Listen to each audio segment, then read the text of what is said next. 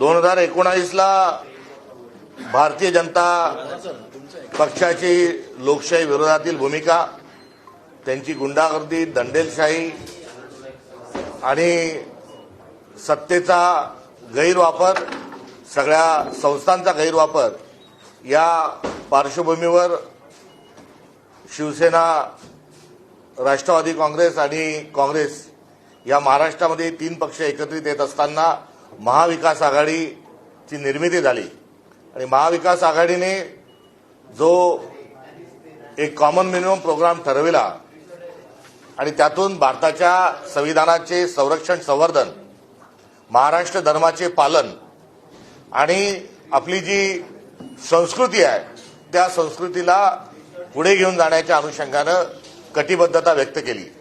तर दुसऱ्या बाजूला भारतीय जनता पक्षाची संविधान विरोधातील भूमिका, सातत्याने पुरोगामीत्व महाराष्ट्रात असताना प्रतिगामीत्व दाखवणे आणि शिवशाहू फुले आंबेडकरांच्या विरोधातील विचारधारा या लोकशाही विरोधातील त्यांच्या भूमिका, धोरणं या विरोधात आम्ही भारतीय जनता पक्षाशी लढलो।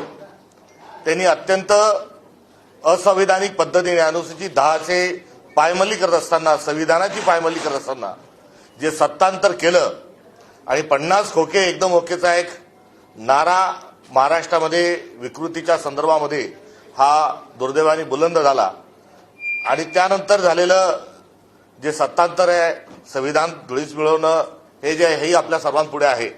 हे करत असताना 2024च्या जेव्हा निवडणुका आल्या तेव्हा राष्ट्रीय पातळीवर भाजप विरोधातील मोठ आणि लोकशाहीवादी, संविधानवादी, संस्कृती रक्षक म्हणून इंडिया अलायन्सची निर्मिती झाली आणि इंडिया अलायन्स म्हणून आम्ही 3 पक्ष आणि इतर आमच्या महाराष्ट्रातील मित्रपक्ष सोबत आलो।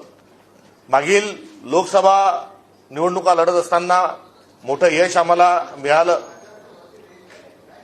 विधानसभेच्या वेळेस वोट चोरीसारखे अनेक प्रकार झाले, व्यवस्था गुंडाळल्या गेली, पैसा फेक, तमाशा देख असा तमाशा हा महायुतीच्या माध्यमातून खेळला गेला, रंगवला गेला आणि जे काही निकाल आले ते निकाल लोकशाहीचा भाग म्हणून आम्ही स्वीकारले।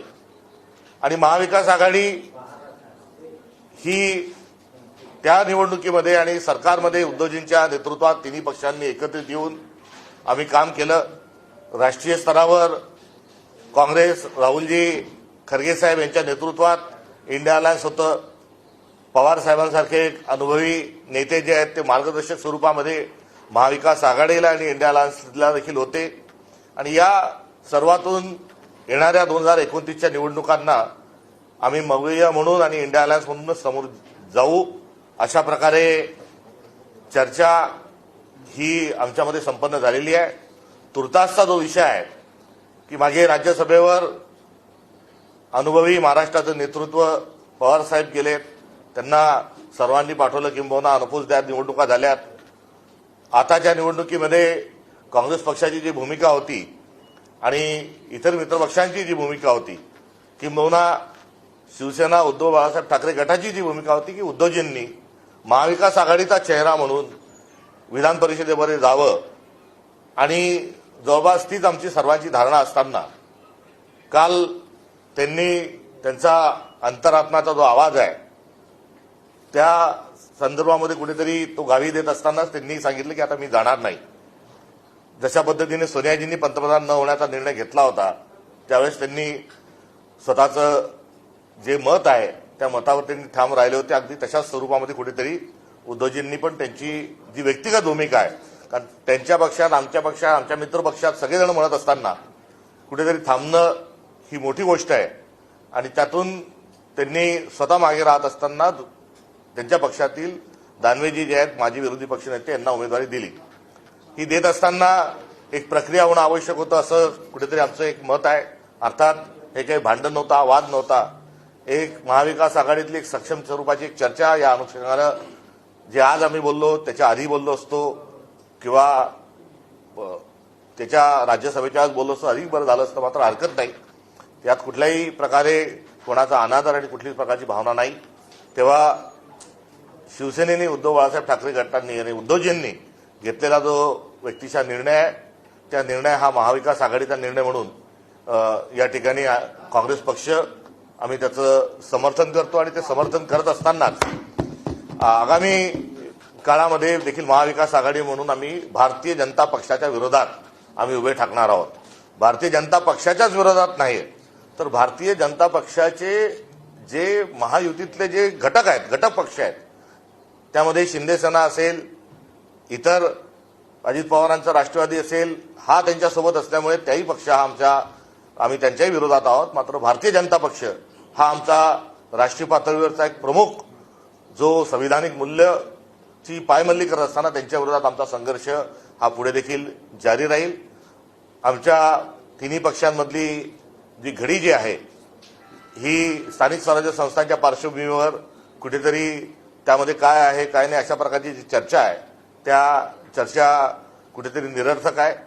अधिक संवाद वृद्धिंगत केला पाहिजे या मतावर आम्ही सर्वजण तिथे ठाम आहोत. त्यामुळे येणाऱ्या सर्व ज्या निवडणुका आहेत किंवा राजकीय ज्या भूमिका आहेत स्थानिक स्वराज्य संस्थांमध्ये तिन्ही पक्ष एकत्रितरित्या स्ट्रॅटेजी ठरवतील. त्यामुळे पुढे आम्ही कायम राहू.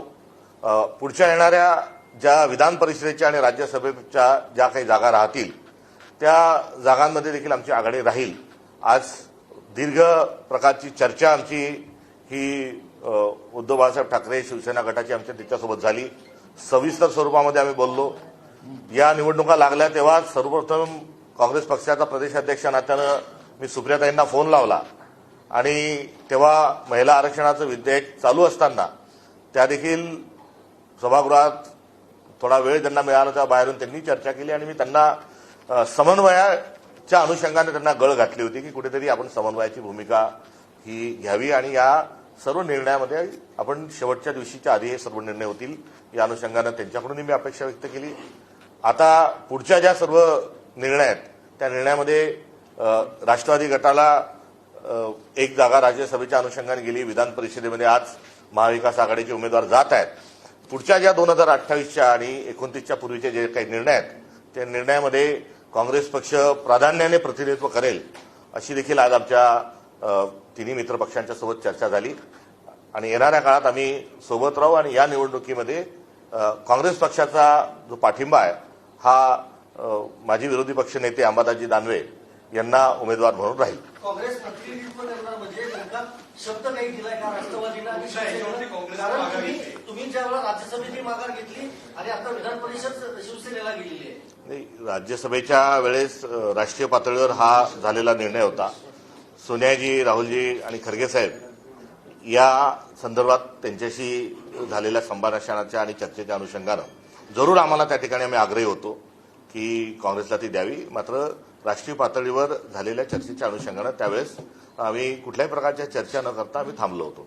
तुर्तास आज जो आहे त्या एकत्रित आम्ही लढू. काँग्रेस जो आहे त्याला प्रतिनिधित्व या राज्यसभेत आणि या विधान परिषदेत मिळालं नाही. प्राधान्याने काँग्रेसचा येणाऱ्या काळामध्ये प्रतिनिधित्व त्या ठिकाणी राहील. आणि यामध्ये कुठेही माघार वगैरेचा प्रश्न नाही आहे. सामंजस्याची भूमिका तिन्ही पक्षांच्या नेत्यांनी व्यवस्थितरित्या घेतलेली आहे. त्यामुळे महाआघाडीमध्ये कुठेतरी काहीतरी बिनसलंय, काहीतरी हे होतंय, जे चर्चा होत होत्या त्याला पूर्ण विराम मिळाला.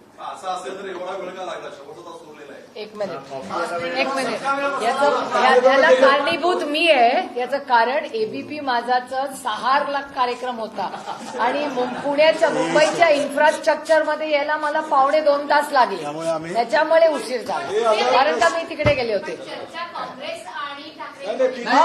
तिन्ही पक्ष हॅलो राष्ट्रवादी काँग्रेस पक्ष पाहिजे होतो आम्ही आणि मी सकाळी तिकडे गेले होते.